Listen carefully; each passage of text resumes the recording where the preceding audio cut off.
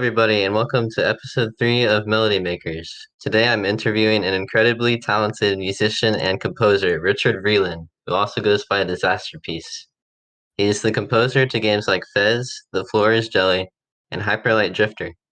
He also did the soundtrack to the 2014 horror movie It Follows, and also has his own albums like Rise of the Obsidian and Interstellar. How are you doing today, Rich? I'm good. How are you? I'm also good. Just woke up an hour ago. I'm missing school. Really happy about that. So, Nice. yeah, I'm really honored to have you on. Thank you for joining me. My pleasure. All right, I'll start asking you some questions now. Let's do it. So, I recently learned that you started making music around my age. How have you improved since you started? Did you have any music teachers or were you self-taught? Um, yeah. Uh, so I did take some lessons. Like I started with guitar in high school, and I took guitar lessons for a bit. But I kind of started to write music on my own, and was probably writing music for about maybe a year or two or three before I applied to and got into music school. I went to Berklee College of Music in Boston, and I didn't study. I took some composition classes there, but like counterpoint, like traditional writing. But I mostly focused on production while I was there. Um, but I think along the way, I I taught myself how to play the piano, and that was like a really big um, that was a really big boon for me to be able to accompany myself and have a easier outlet, I think, for um, just like chords and playing chords and melodies at the same time. And so since I started, I've kind of gravitated away from guitar a little bit. And Yeah, that was about 18 like 18 years ago. So That's how old I am. So, wow, that's really interesting. Would you recommend going to music school? um I mean, I would say it was very helpful for me. Um I was really interested in pursuing music. I didn't necessarily know what that was supposed to look like or how, but um I just knew that I wanted to do it. So it was kind of risky, I guess, to do that. I was actually in college for graphic design, and I decided to drop out and do music instead. Um, and I only applied to one school, which was maybe not the smartest, but I got in, and it was, I learned quite a lot there. It really helped kind of fill in the gaps for me as far as like production and like learning about music theory and like ear training and all that kind of stuff. It was just it helped. It was really helpful for me to have teachers, and to just know like the kind of stuff that I could learn and incorporate. But um, music is like a very hard field to make a living doing. So it's kind of a personal choice, I guess. Yeah, and nowadays you can really learn music however you want to with YouTube and all of that.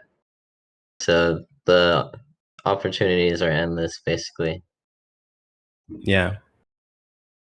Yeah, for sure. I mean, I do think that like sometimes it's hard.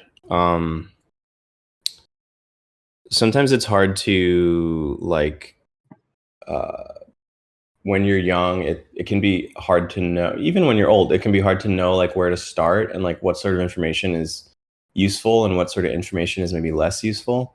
And I think that's one of the main things that was really beneficial to in going to like a prestigious music school is that they give you the um, the structure that's really helpful and like having useful things to learn and to work on.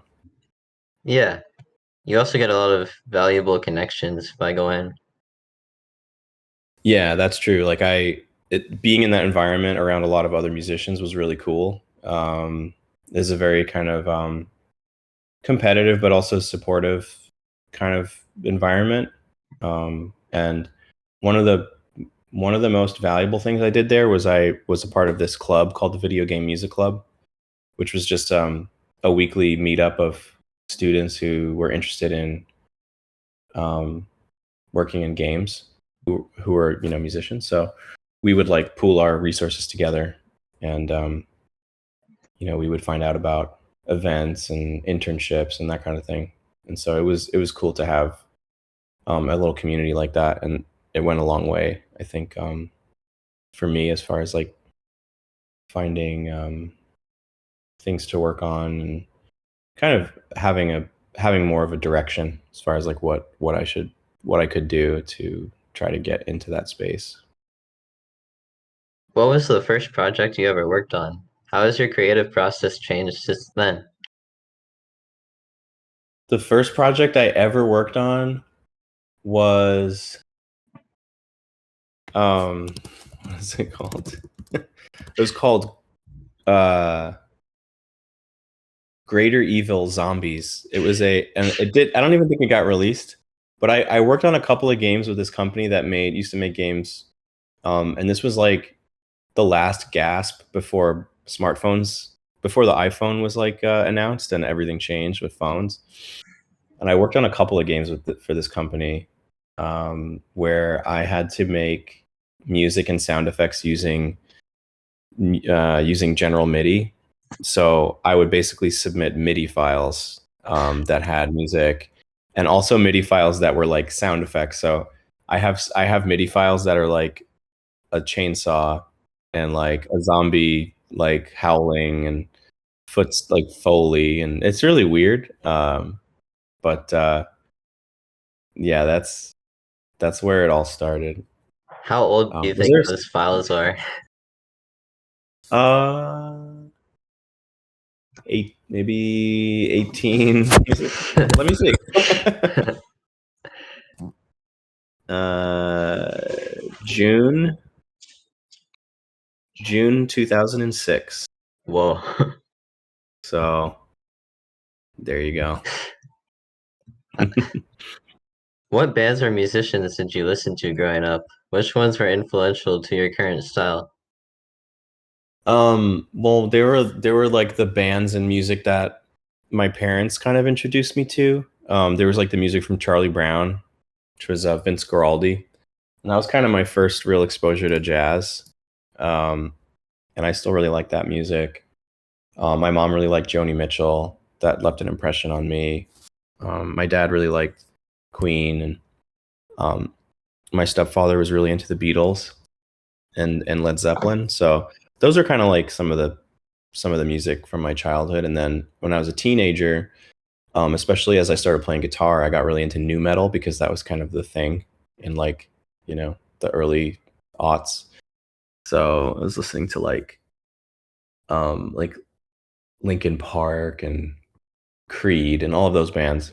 But I also got really into like Tool and Rage Against the Machine. I Um, love Tool. yeah, I really like especially older Tool. Um, and then uh, I made some friends, especially one friend in particular who was very much up on like music in general, and he would just send me stuff. And so he introduced me to a lot of stuff that I didn't know, especially like old prog rock, like King Crimson and Yes, and like minimalism, like Steve Reich.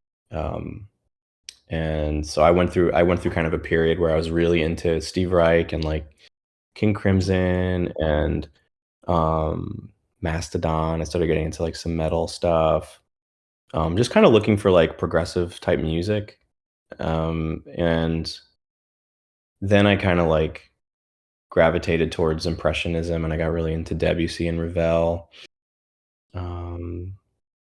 Then kind of had different phases where I got into different things, whether it was like film music, like Marconi, or like bossa nova, like Antonio Carlos Jobim, um, and that's kind of like, and jazz too for sure. Um, and that's kind of where a lot of my influences come from. And then video game music, of course, like especially Koji Kondo, um, who does Mario music and Zelda. Zelda, and Yasunori Mitsuda, who did the Chrono series, Chrono Cross, Chrono Trigger. Those are really influential for me too. That was a lot of good information. I'm gonna definitely check out all of the musicians that I've never heard of before that you said. Cool. How did you get to know your doll? What were some valuable resources you used in your learning process? So, the first DAW that I ever used was GarageBand, and I used that for a little while. And then when I went off to music school, they gave us Reason, and I think they gave us Logic too. And I got really into Reason for a couple years.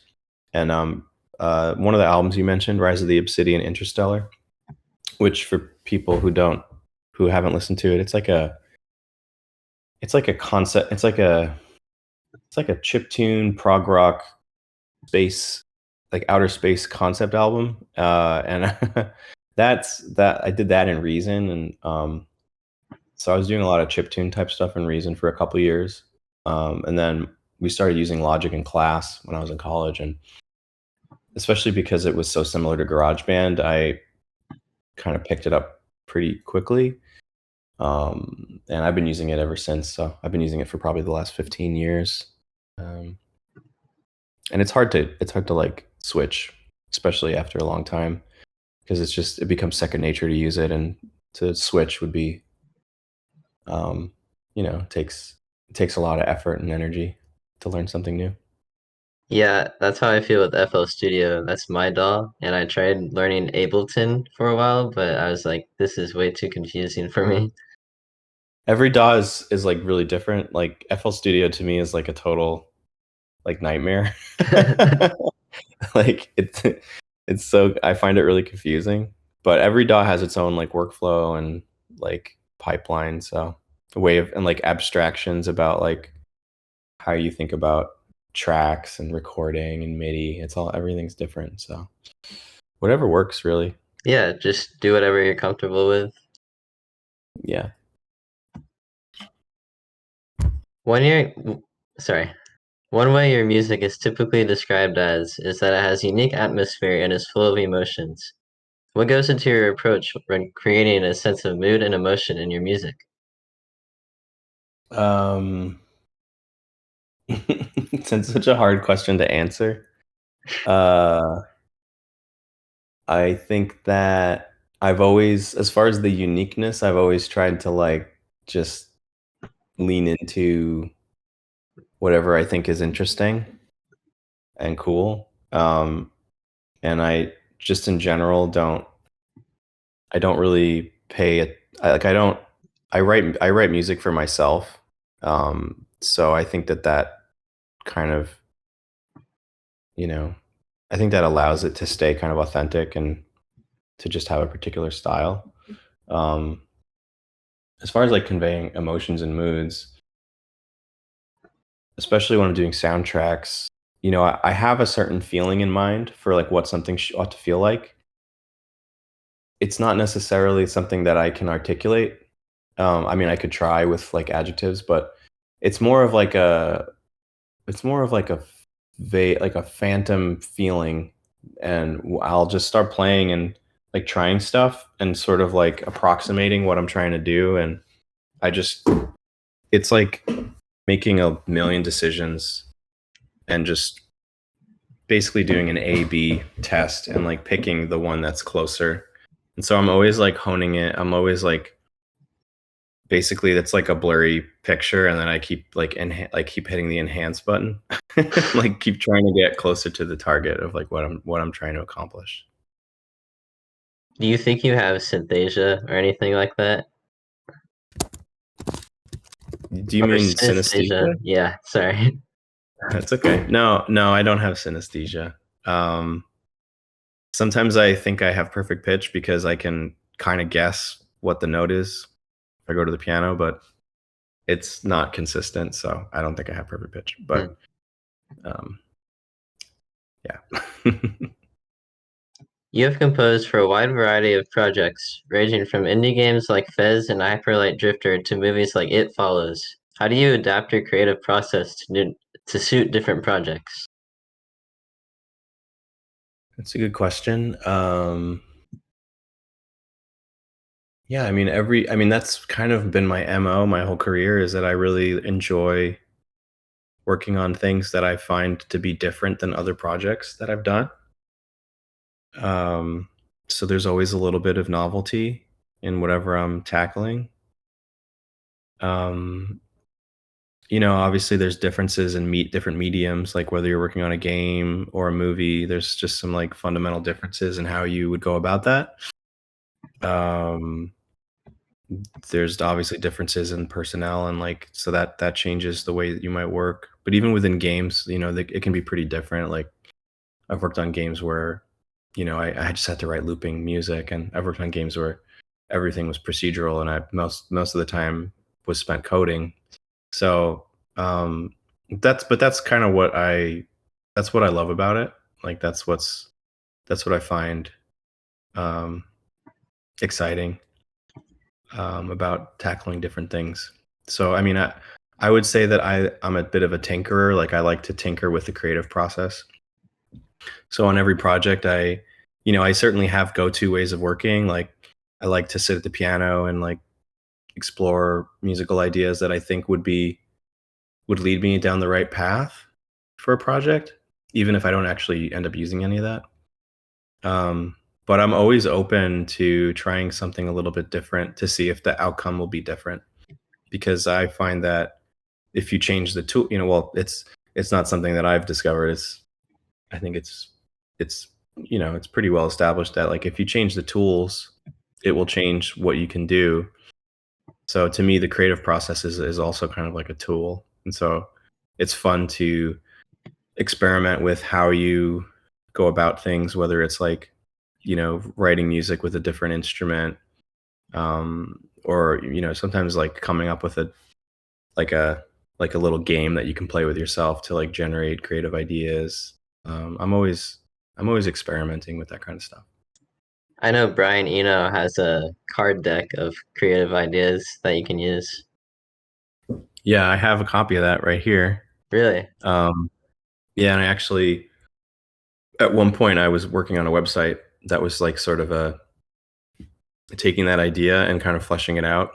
Like Wow. I wanted to do one that sort of like a card deck where it would give you creative prompts, but instead of having all the prompts be super abstract, it would be fun if the prompts were more specific, like a specific scale or like a specific time signature, or like generate a combo of things like this style, this tempo, this you know what I mean. Like it's just different kinds of like creative triggers to just kind of get you going in a different direction. Would you ever release that on your main website? Yeah, yeah. I'm gonna get to it one day. I want to make a video that's like the random song where I just use it to like make every decision and just see what happens. I think that would be cool. I'm really excited to see that. Awesome. What are your favorite chords to use? How do you learn new chord voicings? Um, hmm. Well, there are just some chord voicings that are really simple and great. Um, like playing a tenth with a fifth between it is just the simplest, best sound. I love that sound. Um, I often think about like learning more of chord voicings, and I just never get around to doing it. So I definitely kind of end up, reusing the same chord voicings a lot. Um, Same. yeah, that's a good one. I'm trying to think of some other ones. Mm, I don't know. Sharp 9 chords are cool. Neapolitan 6 chords. Um, I kind of went through a phase where I was experimenting a lot with Phrygian, which I kind of avoided. I kind of avoided a lot of it for the most part. But there are some really nice kind of patterns that you can come up with in Phrygian that have a really beautiful sound. So, you know, it's uh it's a process. Yeah. What's your favorite mode now, if you have one? favorite My favorite mode. I don't know. I think I've like gravitated. I don't want to say overused, but I've definitely gravitated towards certain modes. I've definitely done a lot of Dorian and a lot of Lydian.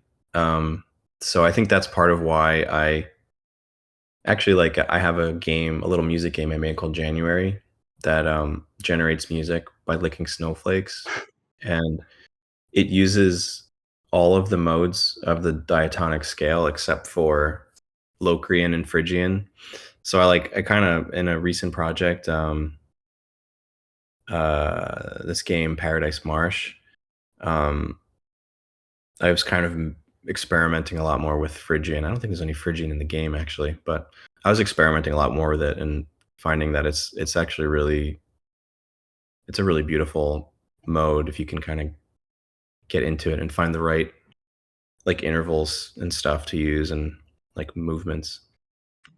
What modes did you use for Hyperlight Drifter, typically? Um, there's definitely a lot of Dorian in Hyperlight Drifter. And I'm pretty sure there's definitely Lydian. I think there's like Lydian. The frog boss fight I think is Lydian, like Lydian dominant, has Lydian dominant stuff in it. I don't really think about modes that much when I'm writing. I just kind of use my ears a lot to kind of make decisions. So sometimes I'm in a mode and I throw in a bat, like an extra note or something. And I'm like, yeah, that works. And then it just kind of leads me somewhere else. Um, so that's kind of how I tend to go about it. Do you ever improvise your songs? Yeah. I mean, depending on what you mean by that, I might improvise everything. Like, I think, like speaking of Hyperlight Drifter, the piano piece Panacea, that was just kind of a like an improvised vamp that I was doing on the piano, and I just recorded myself playing it. That song is really pretty, by the way. Thank you, thank you. I mean, I think with some of those things, like I'll record like 10 minutes and then I'll edit it down to just the best parts. Um, so I think there's probably like a version of that that's like twice as long, and I just kind of like try to pick the parts that sounded the best. Have you ever sampled your own songs before? Yeah, on the Fez soundtrack, there's a track called Glitch because there's a level where the entire world is kind of glitching all the tile sets in and out, and so I used I used assets from pretty much all the other songs in the game to make a new piece of music. That was a really fun that was a really fun experiment to do. Do you remember what inspired your song Rain in C Minor from The Floor is Jelly? What else inspired the soundtrack? um, yeah. So the rain music from that game.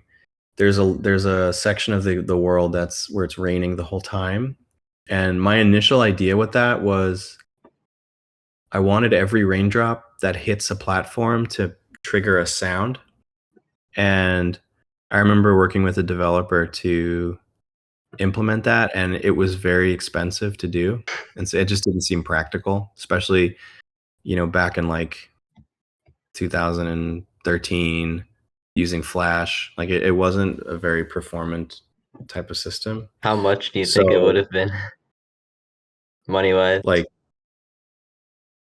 oh, money wise? Like to get that developed? Oh, I don't know if Flash could handle it just at all. I don't know if there's enough money in the world to make it work, but um so instead of doing a system, I just came up with a like a compositional process where um I think I was just like I think I was just kind of like throwing my fingers around on the keyboard and different chords. And so the in the game, it's just made up of all these loops that are like lots of little pitter patter, different chords. And to be fair, like I had worked on Fez a year earlier or two, and it has a piece in it called um is it what is that piece called?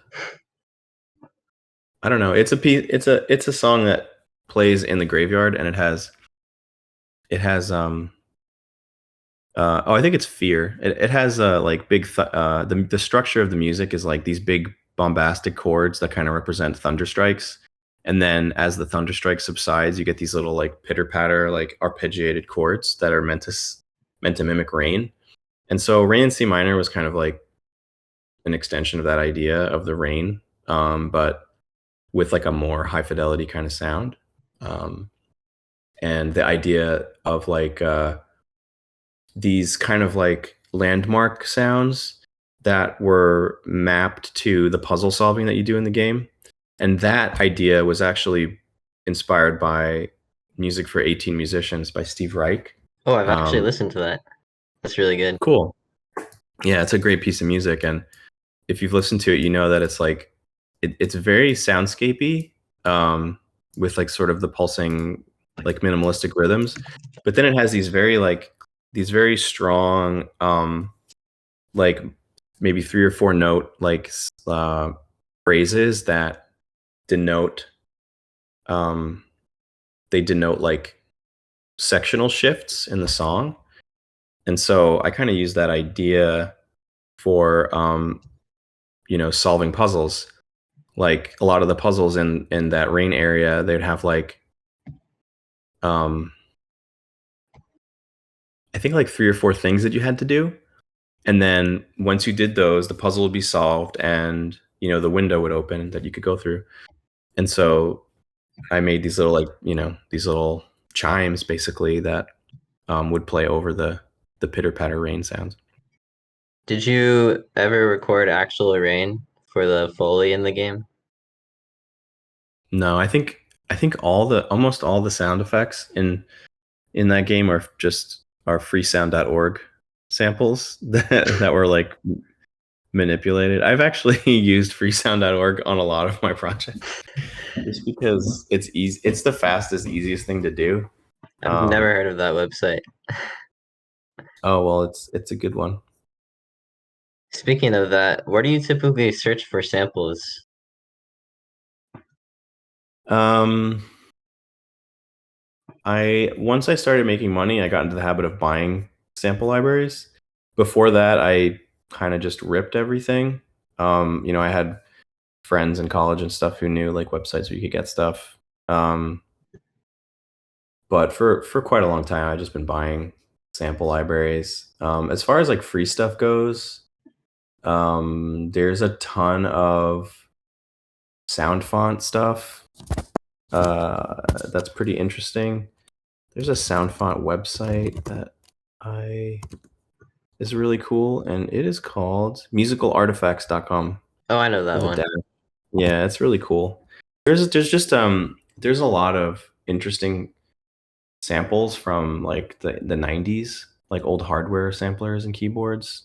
Um, Like the Korg M1, all that stuff.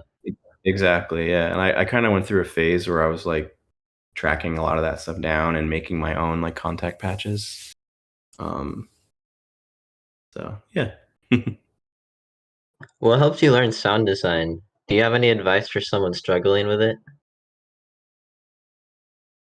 um, I mean, I think in general the what's always helped me the most is like trying to do it, and even if I'm failing at it, um, the process of doing it is helpful.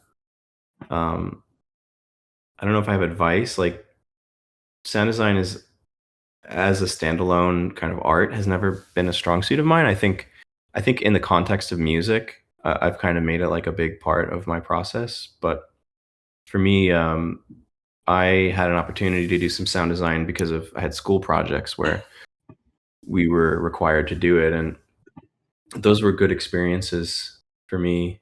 Um, to just try it and see how it works, and um, I think I found that it was interesting. It wasn't.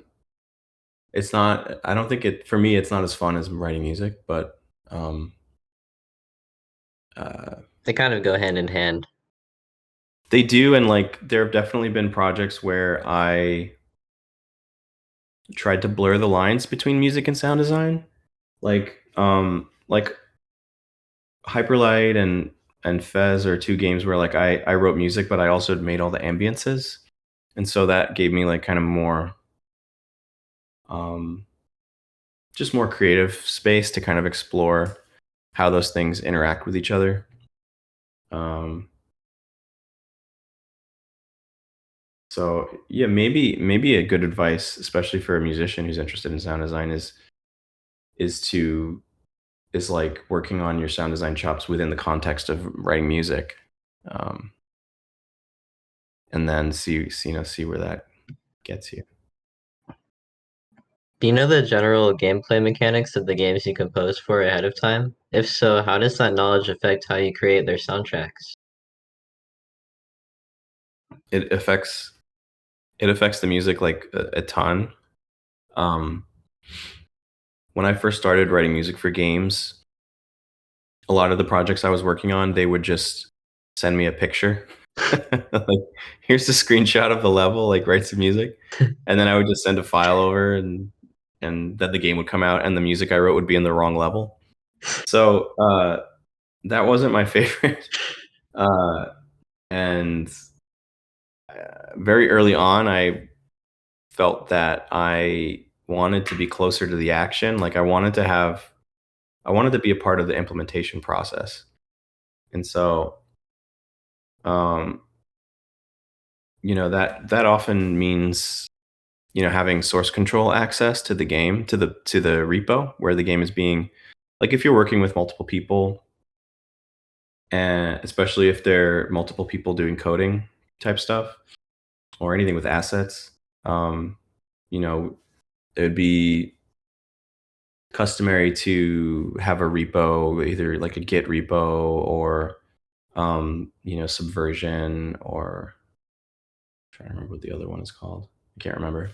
But basically, you know, for like quite a while ago, I started getting involved with, being able to actually like build the game, um, make edits, whether it was like a system as simple as like here's, I don't know, a text file that has numbers in it, and you tweak the numbers to change the volume, all the way up to coding your own implementation of sounds. Um,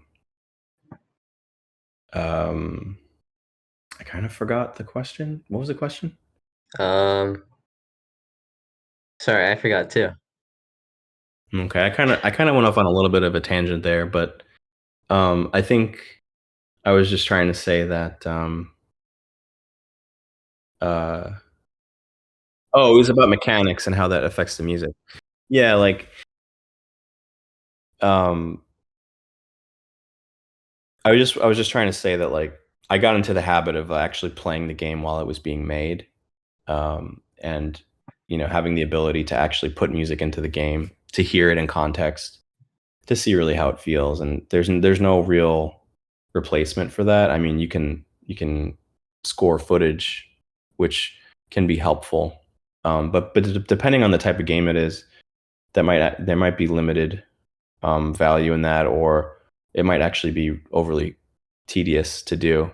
Like some of the games I've worked on, like Mini Metro, Mini Motorways, because those games basically have their own samplers built into the game engine that trigger a lot of different sounds.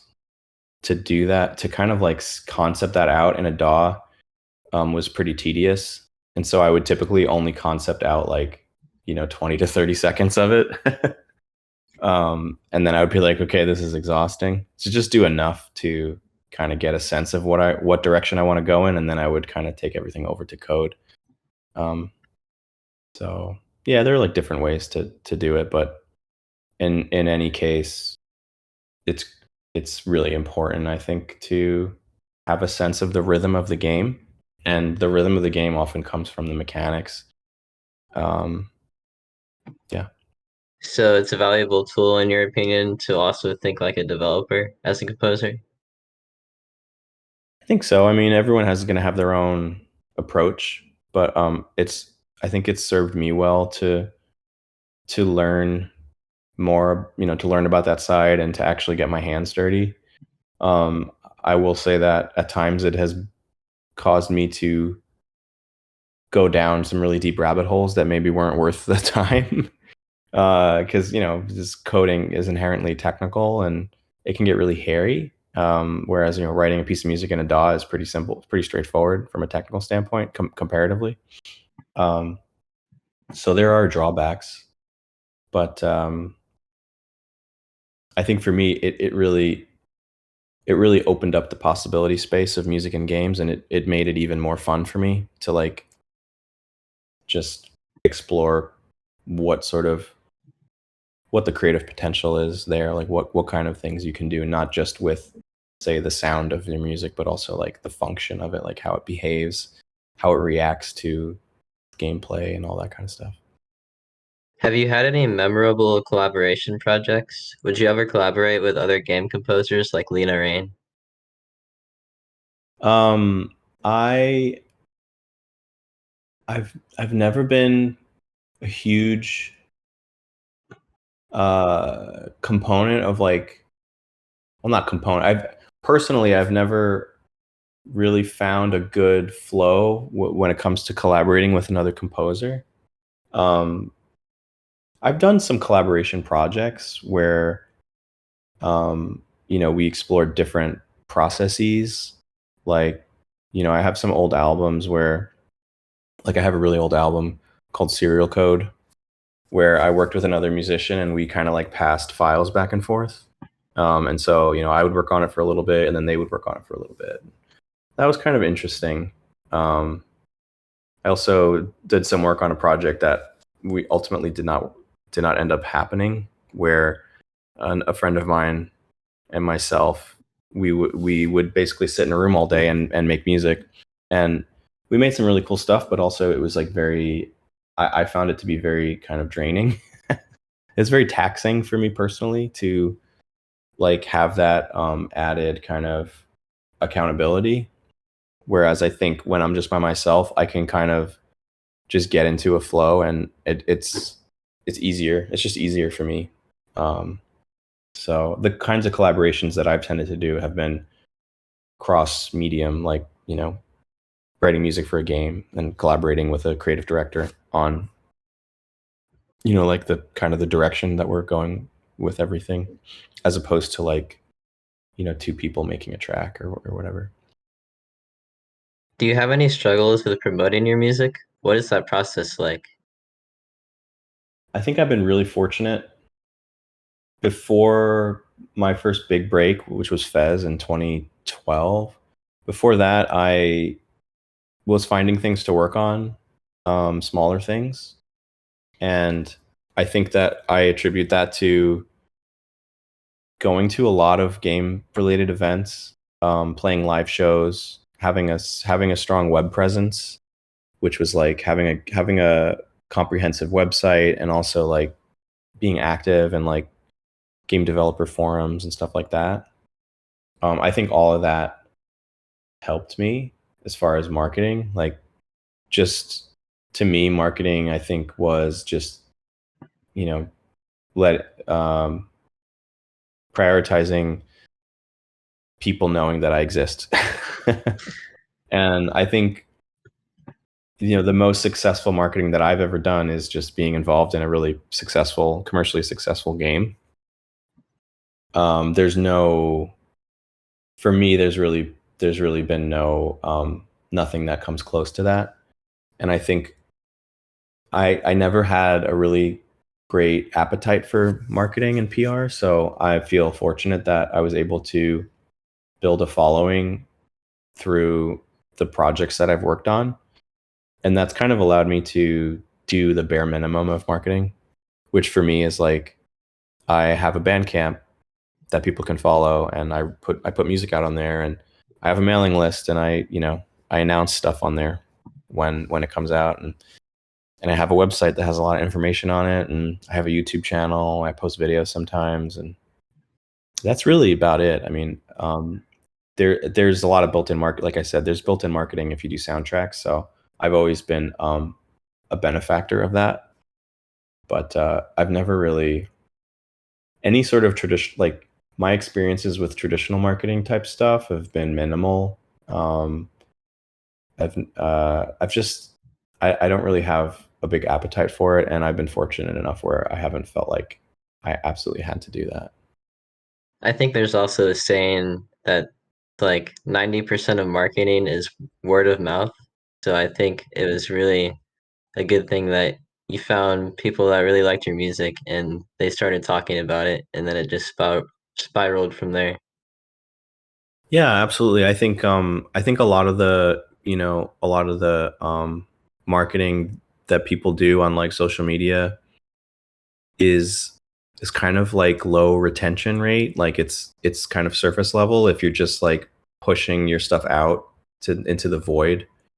Um like you said, people, yeah, the word of mouth is really valuable, and I really put a lot of emphasis on having a mailing list because I like that people are explicitly saying, yes, I want to, I want to hear more about what you're doing in like a format that's a little bit longer, like more long form. um and yeah, because I don't want to be trying to like I don't really want to be vying for people's attention in like kind of a soundbite ish kind of way. Um, I'd rather like I personally don't really do social media that much, so it's more chill for me to not participate if I can. What should someone start working on now if they're a complete beginner and want to get into the game or film industry? Write a lot of music and share it with people. I mean, that's sort of the fun. That's like the foundation of my entire career, is just that I really liked making music, and I was really excited to share it with people and see what they thought, and that everything that I did kind of grew out of that. So that would be my advice. So basically, just do it. Don't let your dreams be dreams. Yeah, just do it. And don't be afraid to suck. You are gonna suck when you start out.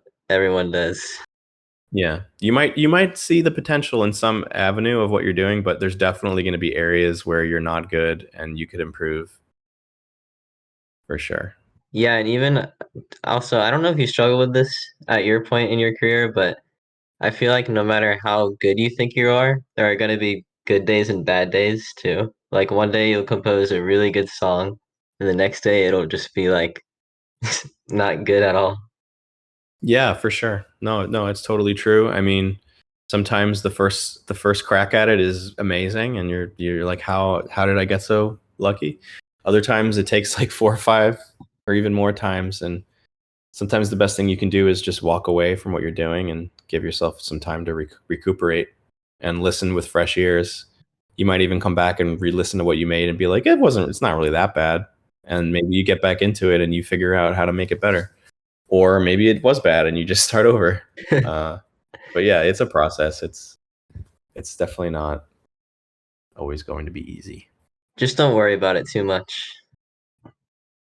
Yeah, exactly.